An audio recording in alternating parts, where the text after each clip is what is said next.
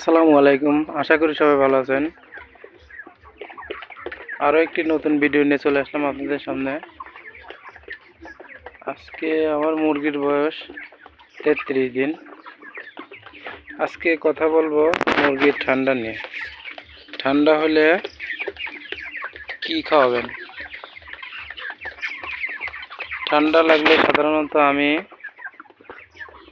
20 দিনের পর থেকে মানে লাস্টের ডোজ রানীক্ষেতের ভ্যাকসিন করার পরের দিন থেকে শুধু রাত্রে এই সিডাকট আর সাথে ডিভেট একটা অ্যান্টিবায়োটিক লিটারে 1 ml করে, যদি মুরগি ঠান্ডা থাকে তাহলে অল্প ঠান্ডা থাকে তাহলে শুধু রাতে দেই, আর যদি বেশি ঠান্ডা থাকে তাহলে দিনে 2 বার দেই।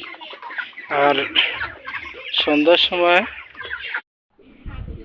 সন্ধ্যার সময় পালমোকেয়ার 10 লিটারে 1 ml দিতে হবে স্প্রে করে।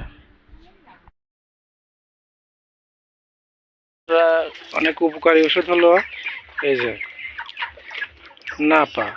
প্রতি 5 দিন পর পর এই নাপাটা দিয়ে দিলে গায়ে জ্বর থাকলে সেটা ঠিক হয়ে যায়। আমি এটা ব্যবহার করে অনেক উপকার পাইছি, আপনারাও ব্যবহার করে দেখতে পারেন। আর যদি 20 দিনের আগে ঠান্ডা লাগে তাহলে টিলভেট সাথে ডিভেট অ্যান্টিবায়োটিক। ঠান্ডা অল্প থাকলে শুধু রাতে, আর যদি বেশি থাকে তাহলে 2 বেলা দিতে হবে। আর পালমোকেয়ার